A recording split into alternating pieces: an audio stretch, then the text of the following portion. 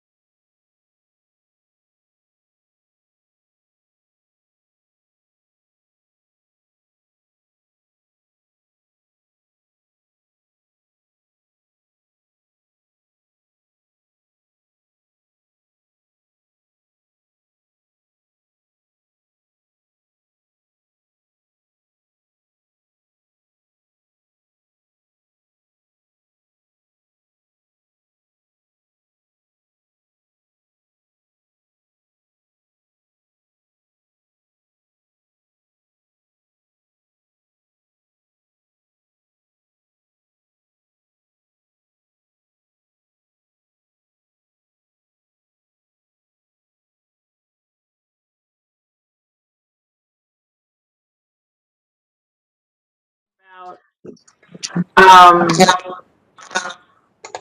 the COVID blurbs. Do you still have that? Oh, I didn't think we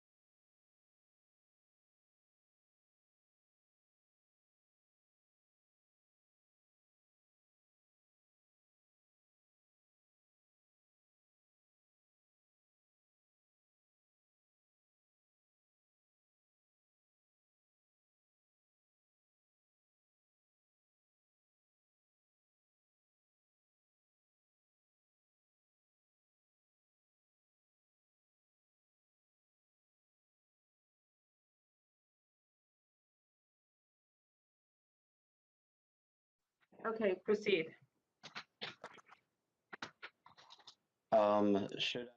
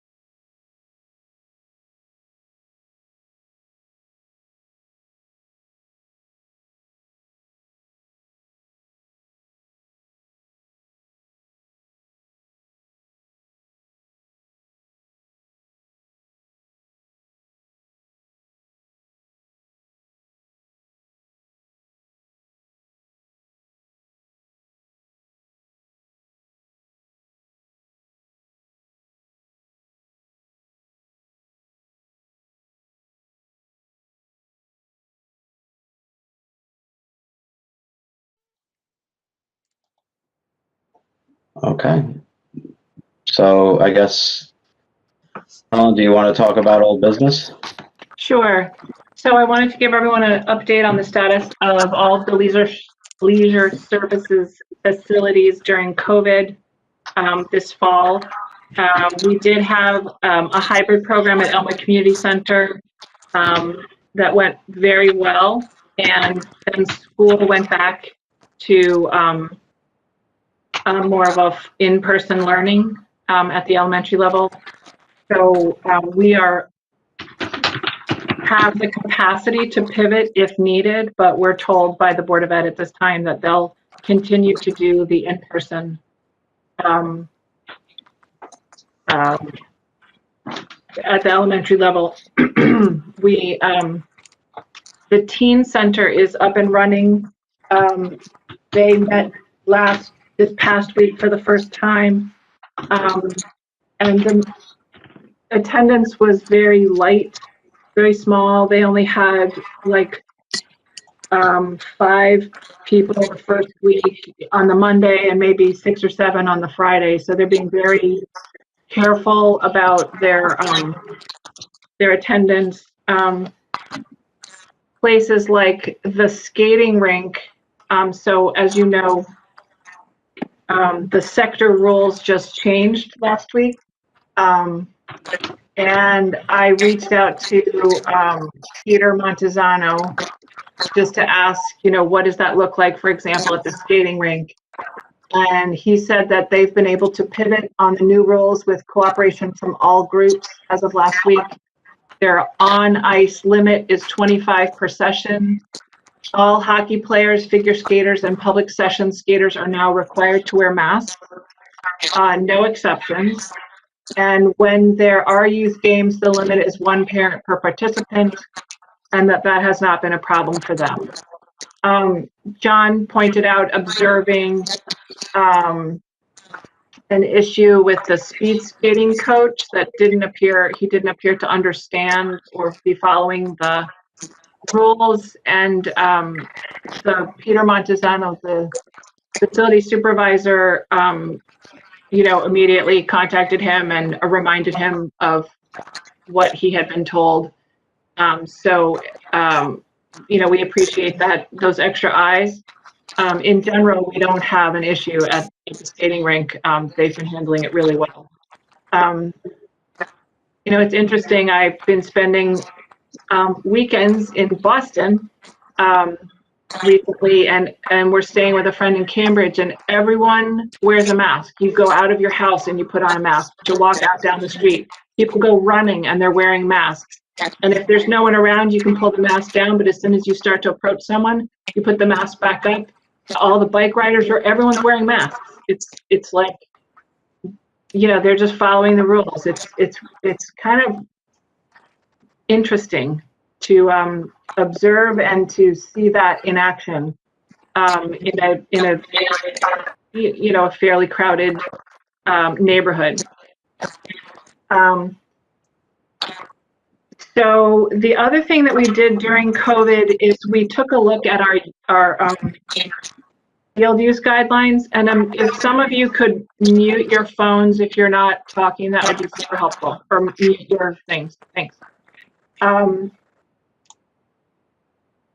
So we took a look at the field use guidelines, and I would like to delve into this a little bit more maybe in the spring.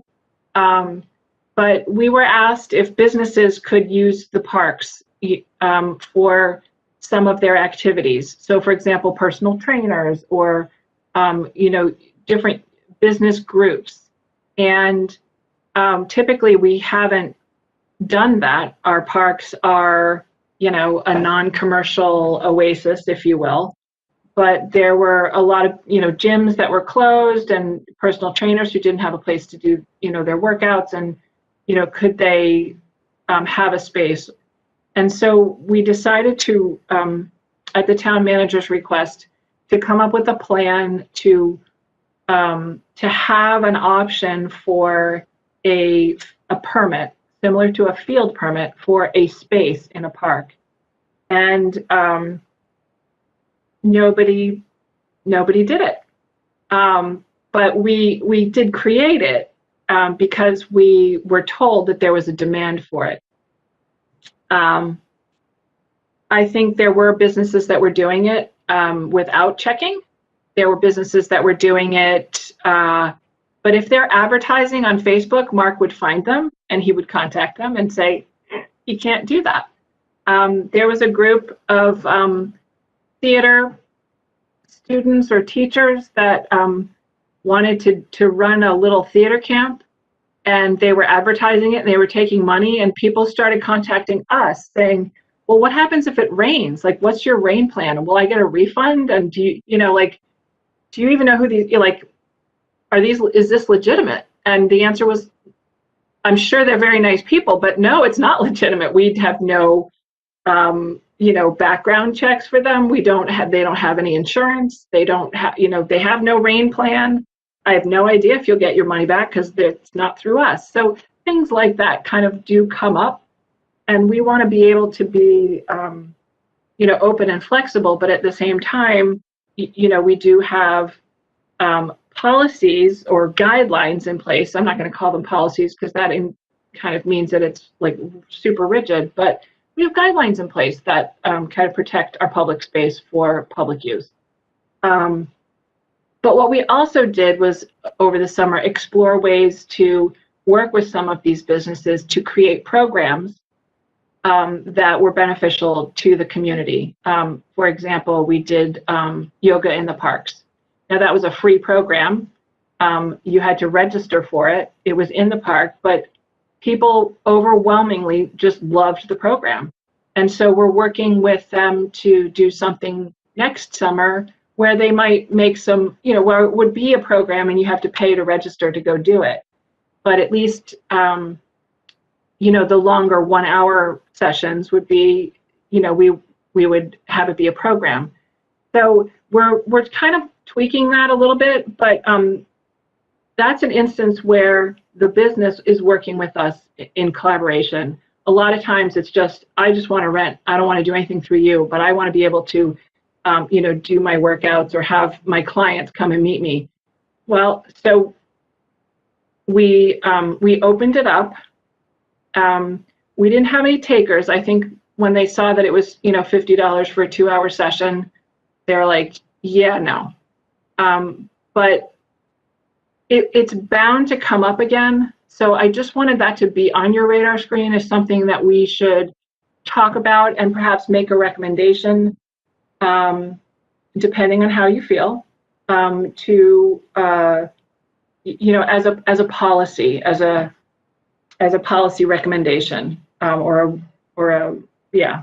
So just keep that in the back of your mind. Right now, it's sort of moot because it's winter and there's just not a lot of that. We're heading into winter, so it's going to be a quiet season. Can I ask a question related to that? Absolutely. So I think that's great, especially the yoga thing. I remember though, Robin was telling me a story how when the town did something in coordination with a business, that then once it got popular, it created waves with other small businesses saying, well, why aren't we the ones that are picked with that? So like, not that you may have an answer, I just, Robin has some experience doing a great program that wound up being so successful, it became problematic, I guess is a way to say that. Would you foresee the same thing with the yoga happening? It's a shame when it happens, but. So there are two things that happened with yoga. One was kind of a half-hour family yoga where it was with children and adults. And that was, you had to register in advance and there were limits. And you had to space out. And the other one that they did was kind of the regular yoga was a longer, I think it was like a 45-minute thing. And again, that was, that's what they did. It's a longer program and they also had limits.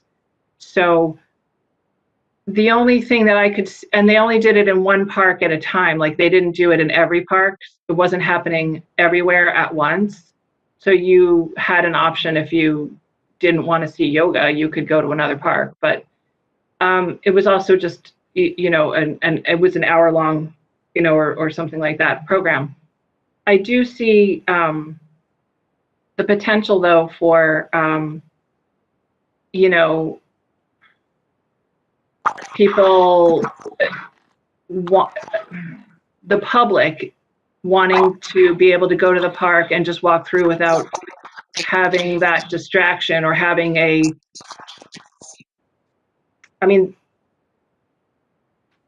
having a business there. But they already walk through the parks where there might be a game going on. They already walk through the parks where there's activity in a pool, for example, or where a group of kids might be playing volleyball. I think that park running as a business and running a program is different from just letting any business come and do whatever, whenever. So I think having the guidelines and having the limits will certainly help control that. But we don't have the teeth or the staff to go police every park and chase away people who are, the tennis instructor who's having multiple clients come and, getting paid at the end of it. And they're not supposed to do it, but they do it. But when they start to advertise on Facebook or on Neighbors and Friends, then, Mark calls them. But again, we don't have someone to go and police that. So long as we have the guidelines, it gives us at least the opportunity to say, well, we have these guidelines and it says you can't do that. So you have to, you can't commandeer the tennis courts and think that you're going to be able to have clients after client after client, coming to play tennis. Colin, Does that's that what I make was sense? wondering. So thank you. That's anticipated one of my questions already. Yeah, it does. Okay. One of my questions already, that was one of them. But then the other one would be, so let's assume you have a constant infraction, like that tennis instructor. I remember them, over in Elizabeth Park, and I know that's Hartford, West Hartford, but they were all over the place. And let's just say they're a serial, they just keep doing it, right? At what point does the town impose a fine or some sort of penance for this, if anything? Or is it just say stop, or I'll say stop again? That's a great question. I don't think we want to, start issuing tickets or that kind of thing. But that would be something, I suppose, that we would take up with our community, our police. They have a community division, community policing division, some of whom are on bikes, some of whom, they just drive around. But when we had COVID shut down, we had what we call park ambassadors, and we hired staff to be in the parks. They're sort of our park supervisor. But instead of having one covering 2 parks, we had one in each park because a lot of people were going to the parks over the summer, and Yeah. and we used them not just as like to break up fights or to call public works when the garbage cans were overflowing, but we also used them to help educate the public about how to stay safe, to wear masks, to social distance. And I think that model worked really well. I don't know if we have the money to do that every year, but I do think there are times when we do call the police and say, it's not an emergency, but I need you to come and help me, ask these people to leave or to move their cars or whatever. The police will sometimes say things like, well, there's no sign that says you can't do that. And we're like, yeah, but we don't want to have signs all over, we can't put up signs for everything in the park, right? It's more just, I think a lot of people just would do it out of ignorance. I'm talking about the ones that consistently do it. And all senses of reason have been exhausted. It's like, fine, here you go, here's your ticket. That kind of thing. That's. I'm not saying we hit the yoga studio that decides to do it on a Saturday afternoon and then that kind of stuff. I think the option has to be there.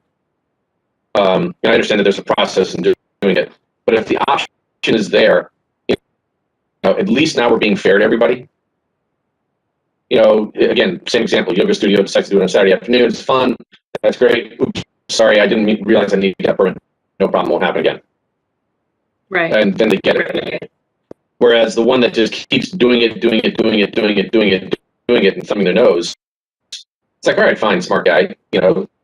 Here's your ticket, and here's the it's for doing so. And I don't think. I mean, if we ever have to write one in a year, I'd be shocked.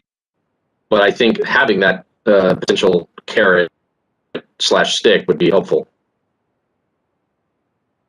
Yeah, I can, that would be something that we would want to include in that conversation. Maybe we have it in, March or January when this committee meets again, just to take up that subject and see.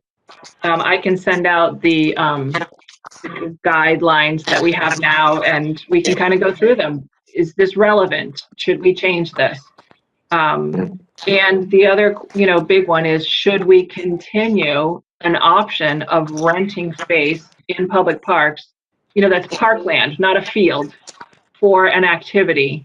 And, part of me says, maybe so, because then we can control it. We can say, oh, well, you can do that, but you have to work with us. You have to pay you have to sign an agreement or whatever. So it's really good to have these conversations, because this is exactly the kind of, thoughtful process that we need your help with. Are there any other questions about COVID related things? I do have some other things, that might come back to COVID, but CIP, very quickly, our update is Cornerstone Aquatic Center continues to be under renovation. They are charging a limited fee for the facility per month now. Both pools are open, and it's going well, but it's limited. We do have the post-tension concrete tennis courts went in at Whiting Lane, so they are completed except for the painting. They'll come back in the spring and paint. So it has to be a certain temperature to paint, and they didn't want to do it before, knowing that it was going to be kind of,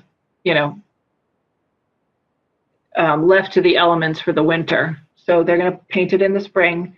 And as you may recall, we decided against putting any pickleball there because the parking is shared with the public school, and we didn't want lots of users using the parking lot during school hours for security reasons. So we stuck with just the 2 tennis courts there.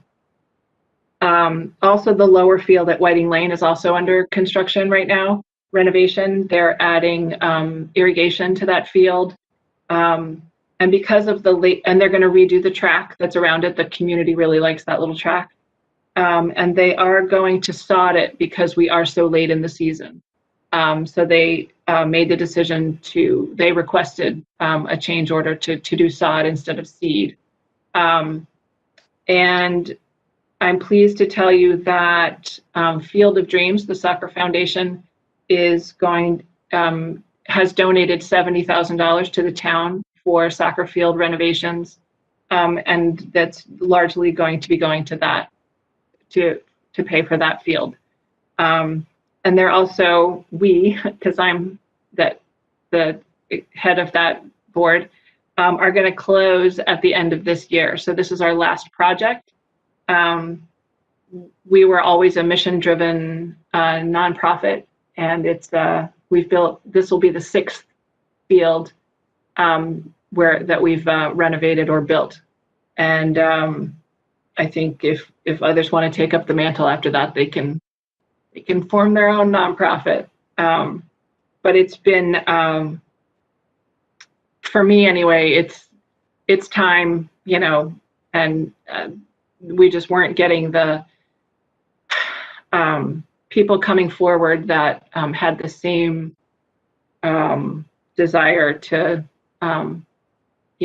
volunteer. And so we felt like we did what we came to do, and so I think we feel pretty good. We built the field at Eisenhower Park, the upper field at Whiting Lane, now the lower field at Whiting Lane, and then the 3 fields at what's now called the Glover Soccer Complex, as well as renovating the restroom snack bar there. So when we totaled up what we had raised, plus what the town, so we raised over $700,000, and the town also put in, because of our efforts, put in about $500,000. So altogether it was over 1.3 million that was directed to soccer by Field of Dreams, which is, really, I'm very proud of.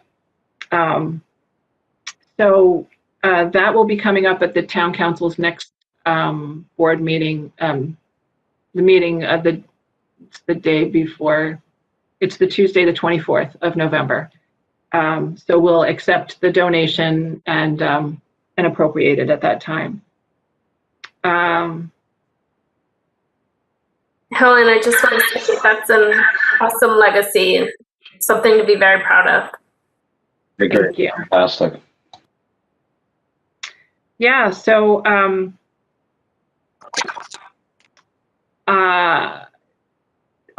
what's next for me is that we're also starting a West Hartford Parks Foundation.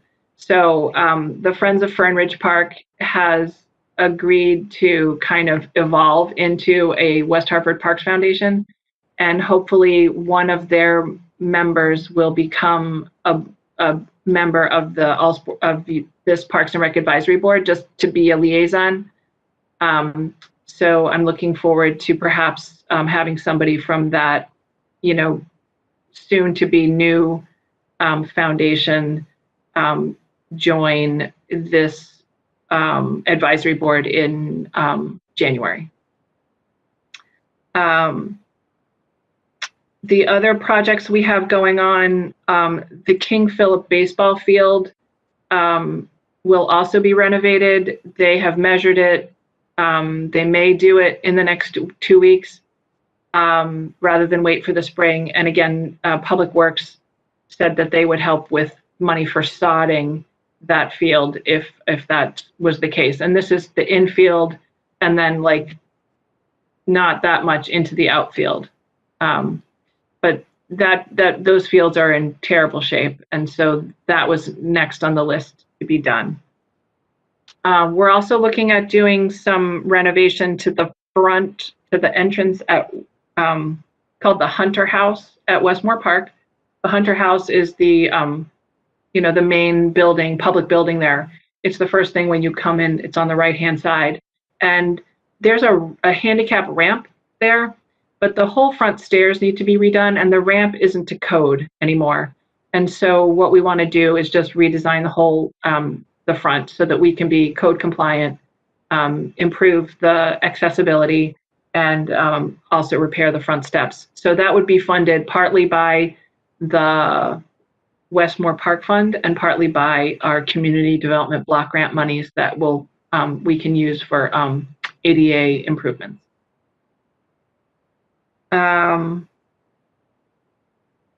The only other thing, and it sort of goes into our next item, is the park planning for Kennedy Park. So there's a lot of work to be done in Kennedy, and they will all be considered capital improvements. But Kennedy Park is also in a low to moderate income neighborhood, so it's eligible for, we can use community development block grant funds for that. So what I'm doing right now is putting together my capital plan for next fiscal year, July 1 of next year. And the Kennedy Park, numerous components of that will be in there and have been in the plan. So for a couple of years. As you may know, the capital improvement plan is actually a 12-year document. So there's year 1 and 2 and 3, and they really pay attention to year 1 and 2.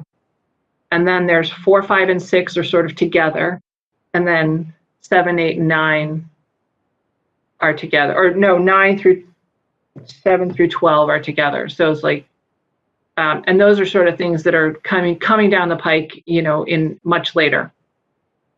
So Kennedy Park has been in that, things like, well, we don't need to redo the pool, but we need to do the pool house. We need to get some better parking in there, like a road that would go in, kind of like we have at Beachland, right? There's a road that goes in and a little loop, and then you can come back out. We really need to penetrate in for safety. And, if something happened at the soccer field, how does an ambulance get back there? That kind of stuff. The irrigation system for the baseball field and the soccer field are probably the oldest in town, certainly the oldest in our park system, and need to be replaced. The playscapes aren't that bad, but they need to probably be moved so that they wouldn't be in the way of an interior road. And it's one of I think it's the oldest splash pad. It might be the second oldest splash pad. I think it's the second oldest. So we would like to replace the splash pad as well, if we can. Fencing, there's some other smaller things. I think I've hit on everything. But so we will be launching some park planning at Kennedy. Hopefully we'll launch it in the spring, and then we can develop some plans and then have something for next fall that we can really start to go to zoning for, and then start to really like chip away at, okay, we're going to implement this over time. So what are we going to start with? I reached out to Peter Minuti from the University of Connecticut, who we've worked with before, and many of you met him. He worked with Friends of Fernridge Park on Fern, and then we worked with him at Walcott Park.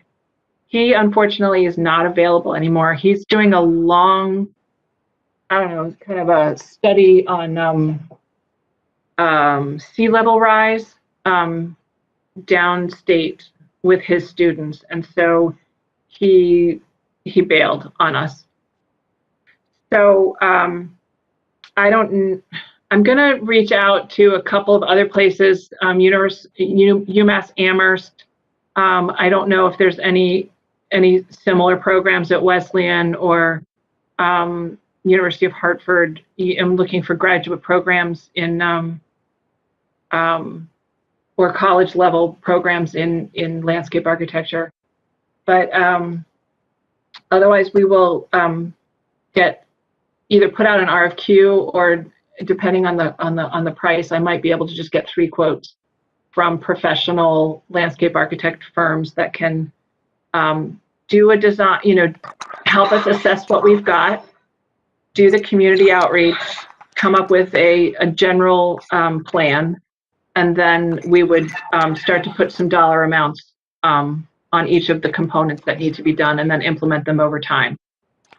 So I'm hoping to come back to you with a time frame at our January meeting, because hopefully I'll have secured a landscape architecture firm to work with, so that we can get started on park planning again.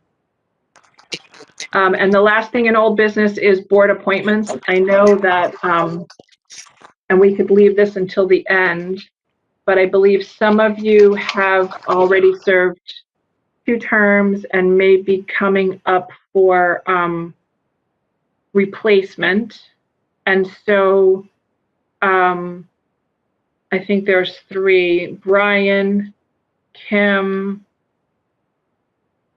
John, 4, and Terry. Yep. So 4 of you. And so we do have a couple of names of people who have expressed interest, but if you have anyone to recommend to me that we reach out, the process is they would send a letter with their resume and their interest to the town clerk, S.E. LeBreau. But I'm working on a couple of people, some Parks and Rec professional, a teacher, and so, just some other people. So if anybody has anybody, just let me know. Are there any questions about old business? Just my question about the replacements. Do the 4 people not come to the meeting or January, or do they get replaced one-on-one and then they stop coming, or how does that go about? I'm sorry. Sure, no problem. So the typically what will happen is they would be appointed in December, but they could also be appointed in January, and either so if they're appointed in December, then this would be your last meeting. But I could see them being appointed in January and then having, either everyone attend or having, the term says till December 31st. So, or December 30th, it might even say. No, it's December 31st. So if there is someone that's appointed to replace you, this would be your last meeting, and you are certainly welcome to attend the January meeting, but they would be voting. And if there is no replacement, you are welcome to continue serving until a replacement is found. So none of you is right now, I think we only have 1 letter that has been received. So should we appoint a different committee chair? I think the new committee would do that in January if you were not continuing on. And the board also has to have a balance of political parties. So sometimes that would influence who would be replaced sooner than later. But again, if there's no replacement, you are welcome to continue serving until a replacement, until someone applies. So generally, it's helpful for the board if everyone continues to join unless they're notified by the town that their term is up. Is that correct? Yeah. And I can certainly work with you to, to make sure that is communicated. I mean, obviously, you have all four of you have been wonderful members, and but it is an opportunity for others to serve. I get that. So it's just one of those situations.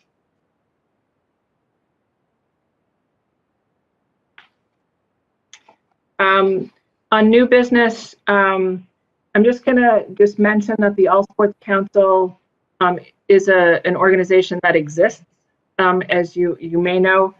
They are a standalone 501c3. Different sports leagues also might have their own 501c3 and are members of that council. Some of them are not. They're just a loose group of people. And the structure and the functioning of the All Sports Council is being examined by Corporation Counsel and Mark Blanchard, who's the manager in Leisure Services. Because of some things that have happened this year, there's been some squabbling and differences of opinions amongst, in particular, one league that doesn't have its own board of directors and is not a standalone, and that would be youth football. And so we're just going to be taking a look at that, and hopefully nothing has happened yet, but I just wanted to let you know that there are conversations going to be taking place over the next few months about how the All Sports Council functions and how the youth leagues how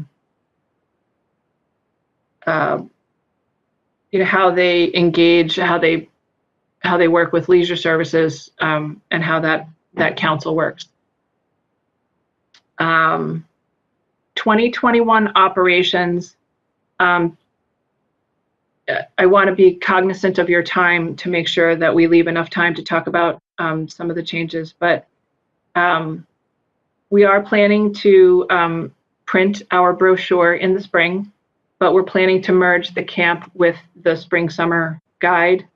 But we're also going to be creating kind of seasonal updates. So for example, right now, we published our fall-winter guide in August, and there's a winter programs happening that maybe has changed because of COVID. And so we're going to do a winter update just to remind people that there are winter programs or what they are. And we will post that on Facebook and through social media.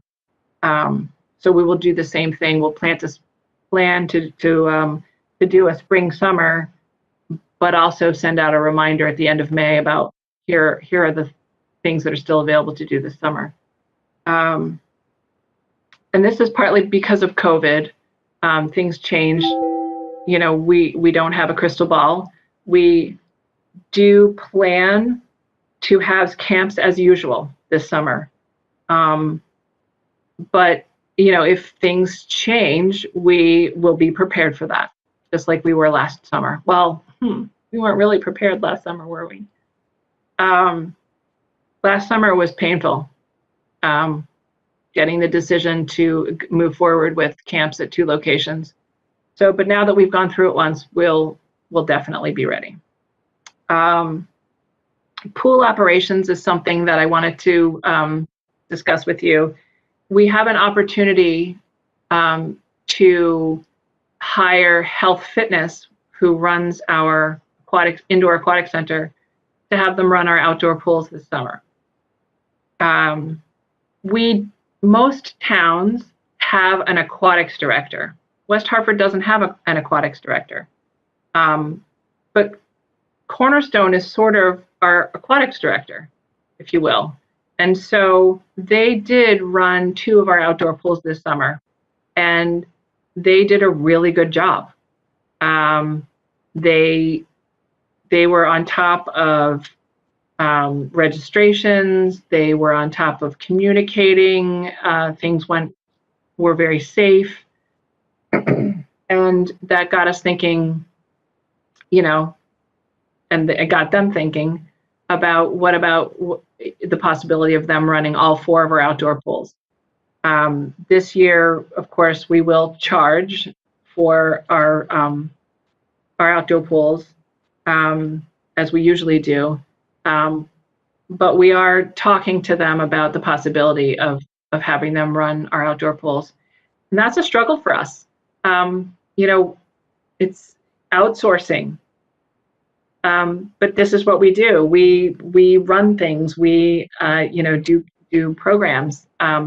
They did a really good job, and I think if we were going to try it, this would be the time to try it, because of the nature of COVID and having registrations, and they can manage the swim, the lap swimmers, as well as the public, as the swim lessons and the public swimming. So it would probably end up being a hybrid situation where they managed the pools, but all the cashiers and the lifeguards were leisure services employees. So just wanted to let you know we're talking about that, and we haven't made a full commitment, but we will be working on that in the next 30 days as we start to develop our 2021 budget.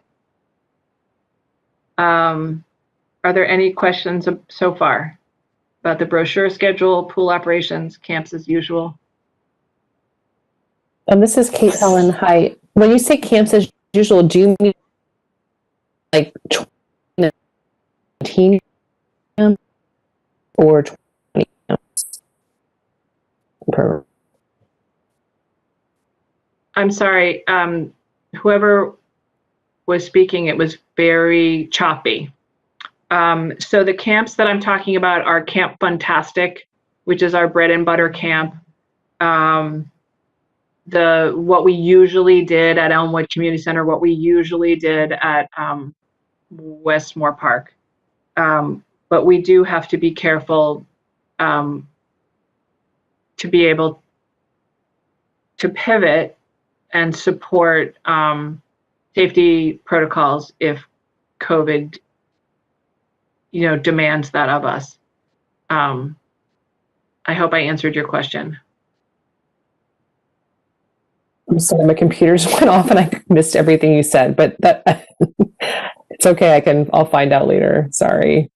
I was just saying we intend to run our camps as we have done, not last summer, but Camp Funtastic, Westmore Park, Elmwood Community Center, the very popular teen camp that we had at Buena Vista, unless COVID dictates that we have to pivot and change it.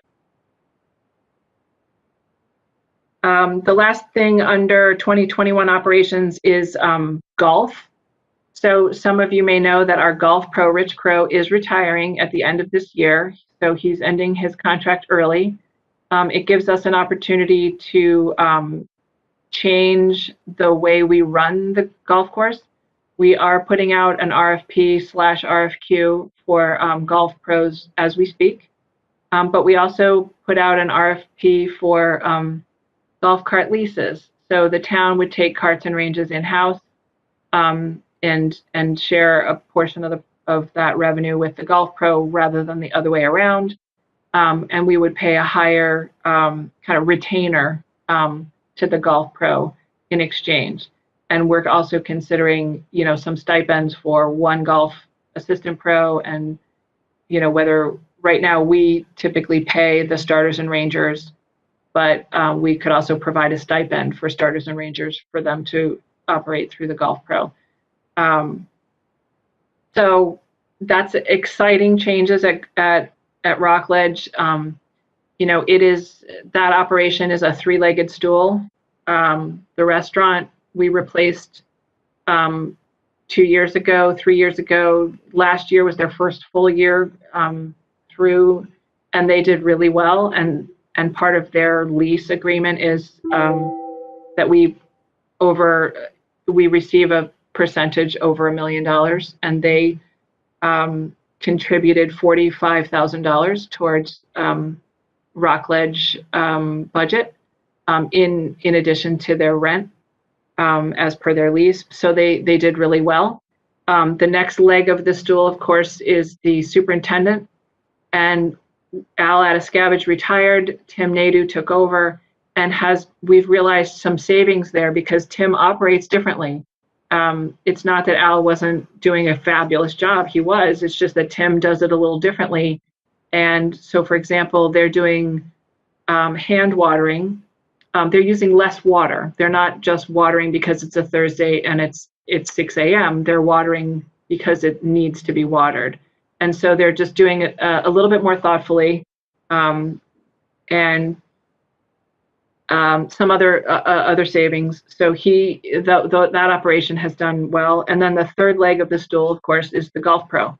And if we're able to realize some additional revenue by taking the carts and ranges in house, that will just help us sustain that operation. We are nearly at 40,000 rounds of golf there this year. Last year we were at 33 and change. The year before that it was 33. The year before that it was like 35 or 36. So to be back at the 40,000 rounds of golf range is really exciting. And keep in mind we were closed for 8 weeks. So imagine what it would be if we had been open for those 8 weeks.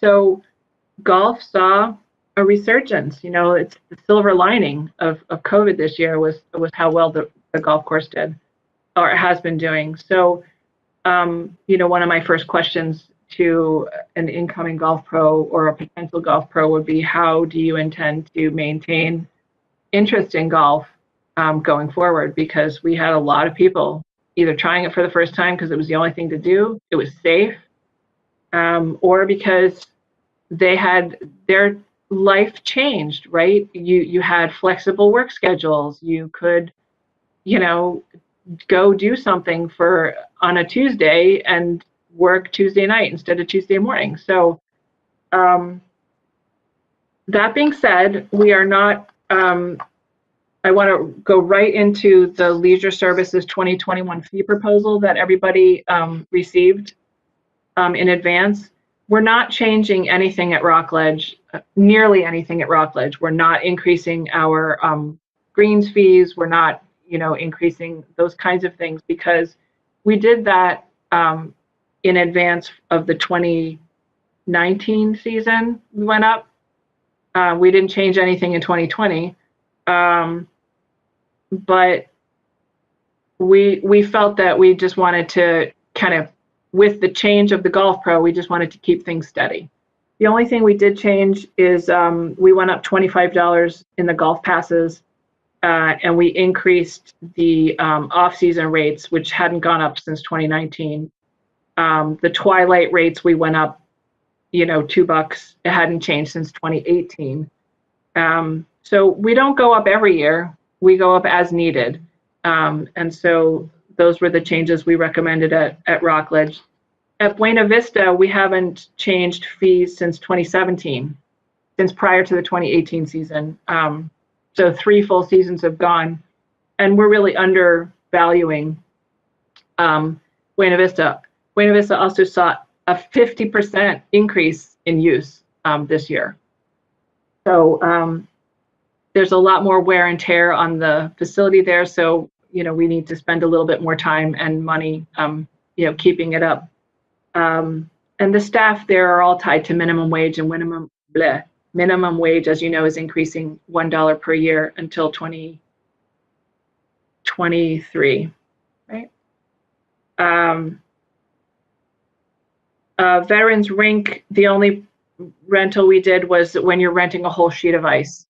And there's a lot of demand as other rinks are closing. So we can ask that. It's still quite reasonable. There's some changes that were recommended at Cornerstone Aquatic Center. They're really, we rely on them to tell us what the market is doing, and they are really just trying to streamline their membership options to reflect what the models are in the industry. I think there were too many options before. And they continue to try and generate revenue to offset the operations costs. They're doing some interesting rentals right now. One of them is with a diving club. And this diving club wants to invest in a 3-meter board, 5-meter board, something higher. But they're willing to pay for most of it in exchange for, some additional time to build their club. But that might help make West Hartford Aquatics, a destination.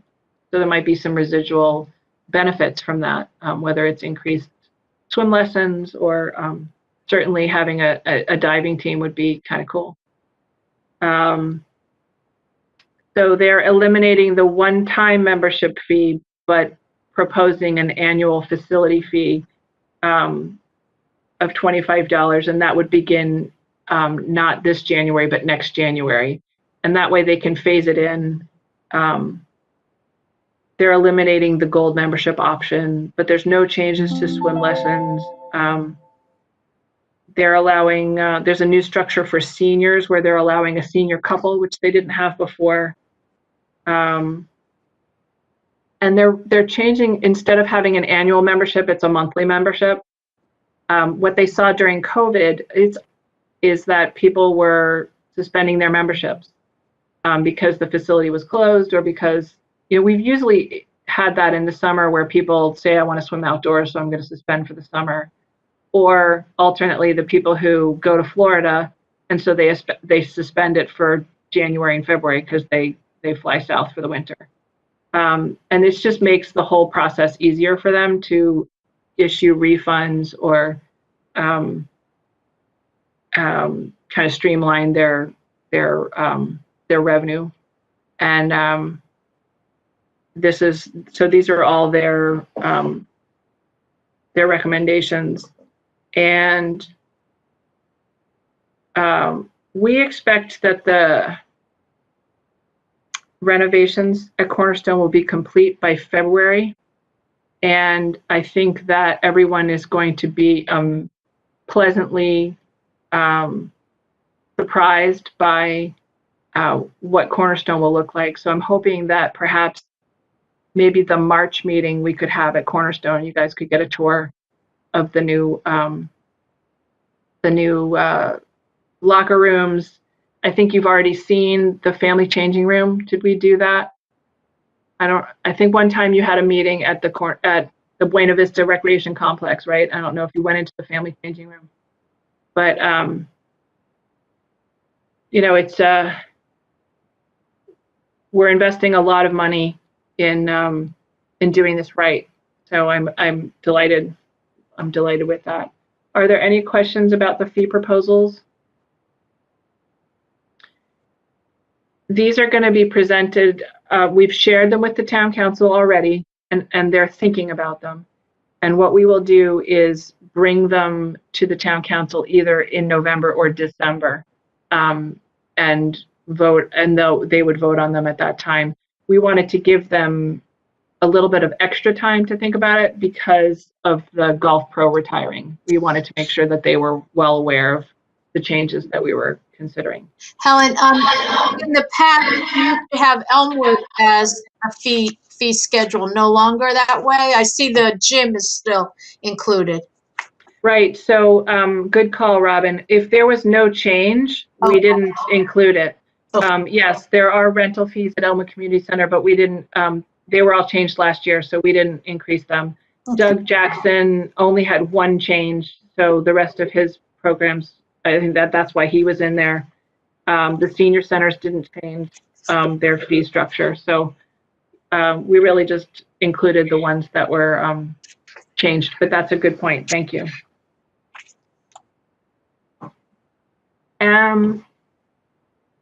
If anyone has any concerns or questions, please let me know, and you can do that by email later if you want.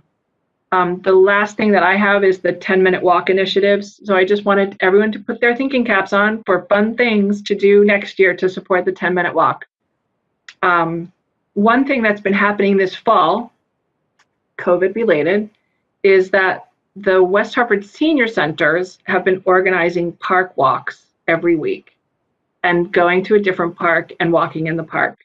I believe this Friday they will announce what next week's park is, but they did the Buena Vista Recreation Complex, they did Elizabeth Park, and they did Walcott Park already. So that's kind of fun because that's engaging a different group of people than we usually typically see in a park, you know, that we've been pushing for the 10-minute walk. So I'm really happy about the efforts that that Gina Marino and her staff, Lisa Hance, have been doing for the parks. One thing we are looking at is also due to COVID, there are numerous musicians who are looking for ways to, you know, increase awareness and maybe get a little bit of money. And rather than have them play on the street corner and put their guitar case open and hope people put money in, we thought that maybe we could organize some mini concerts in the park. So it might be a string quartet, it might be, you know, a jazz combo group. I would think that they would not be amplified. I think they would just be kind of just groups of musicians who might play. But we are talking with the newly, there's an arts council, West Hartford Arts Council is being resurrected, restored.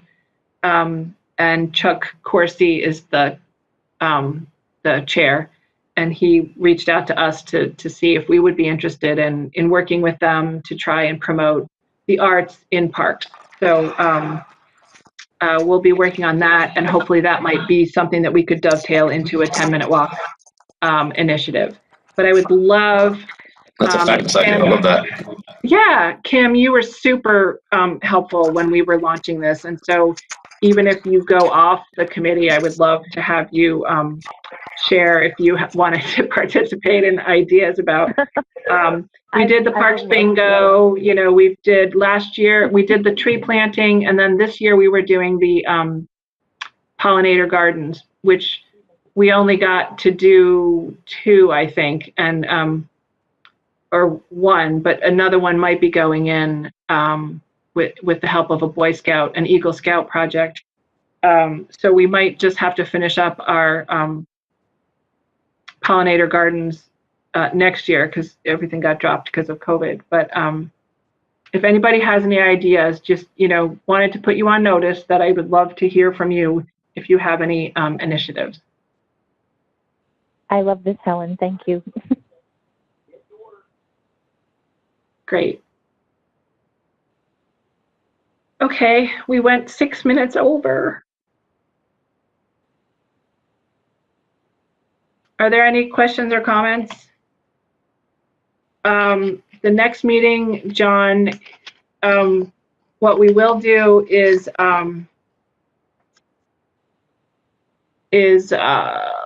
we'll propose meeting dates in January for the following year plus the January after, just so that there's always continuity. We always know in January when the next meeting is. So it is January 27th.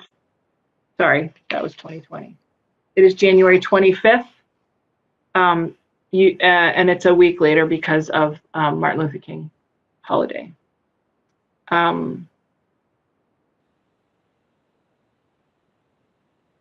don't know if anyone, I don't think anybody phoned in, but so I know John's got to leave quickly. So if anybody has any other questions. first that we adjourn. Do we have a second? Second. Second. All right, meeting adjourned. Thank you. All right, thanks, everyone. And John, thanks for drafting the minutes. Thanks. Thank you, Ellen. Thank you. Bye. Thank you. Thank you. Take care now. Thank you. Thanks, Andrea.